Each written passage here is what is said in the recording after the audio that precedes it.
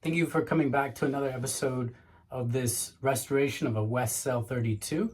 We were refitting it here on my farm, and many of you have followed along a little over a year now of all the different projects we've undertaken. And lately it's been land life, but a lot of that is out of the way. I went through quite a significant remodel in my farmhouse, expanded bedrooms, bathrooms, you name it. So it's kind of hard to do boat work when you're busy with drywall, flooring, foundation work, crawl space, electrical, you name it. So we are finally at a period where professional life is quiet, farm life is quiet. We get back to this boat project and get it done. There's some lingering issues to sort of tidy up with the engine as far as getting the final alignment and the drive shaft and prop installed properly, which you'll get to see. I'll record some of that. The videos will be a little bit quicker of sort of before and after as we get a little bit more aggressive with this refit. And the goal really is to get it done this year in 2024. House it on the hard here on the boat stands here on the farm for one more winter. It did an incredible job handling the cold weather. Not that it's the boat, it was more the engine I was concerned with. But it's very impressive. It'd be below freezing outside and 40 degrees, sort of high 30s, 40 degrees here inside the boat. Not to mention maybe underneath the blanket, it measured a little over 40 degrees. So that new Beta 38 is staying nice and toasty when it is super cold. Sort of the last major hurdles to get this boat done and get it splashed down here next spring. So as I walk through sort of the final list, the web, as I typed it out, the web of different things to do, the last 5 major projects to be completed.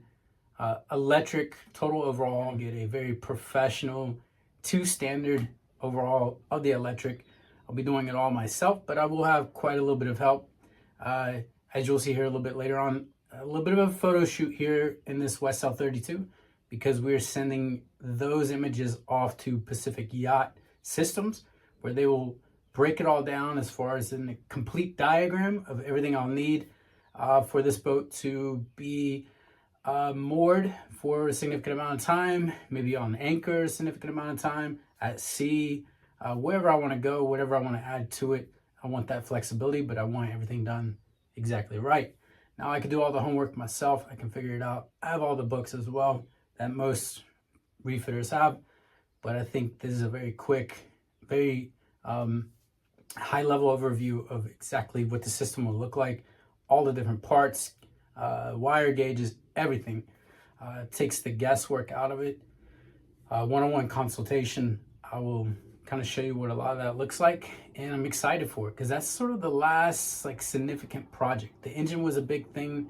The engine was a huge project. The whole restoration was a huge project. Grinding away underneath the settee table here was a big project to make sure that structurally the one significant looking damaged area of the boat, no issues at all. No delamination as I thought. It was actually the insulation that somehow buckled or snapped. Could have been from an impact when the boat was in the marsh, when it was being hauled out, because they don't really care too much. They're salvage. But we were repairing that today. So glassing here under the table, just 2 layers.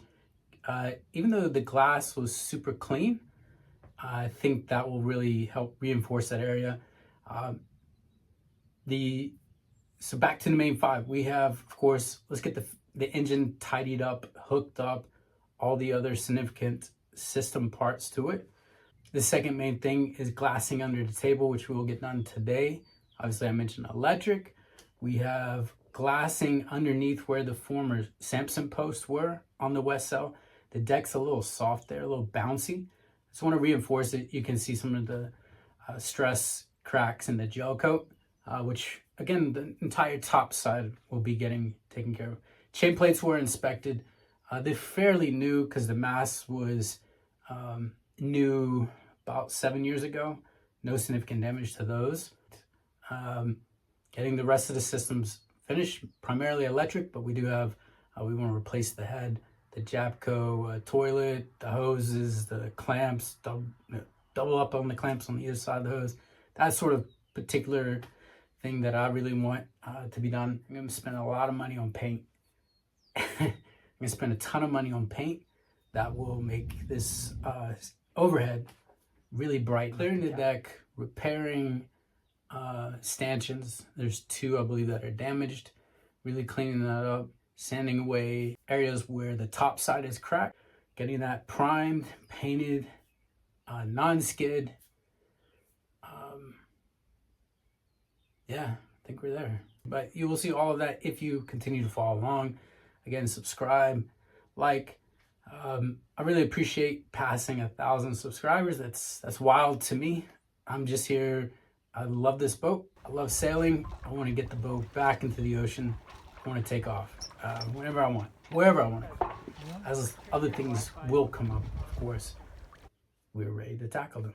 But the boat will be in the water, be able to take it out, get it rigged up, sails up. Yeah, I want a furling jib, but we'll get to those things. For right now, let's finish it here on the farm, get it out back to the Atlantic Ocean. Thank you again for following along.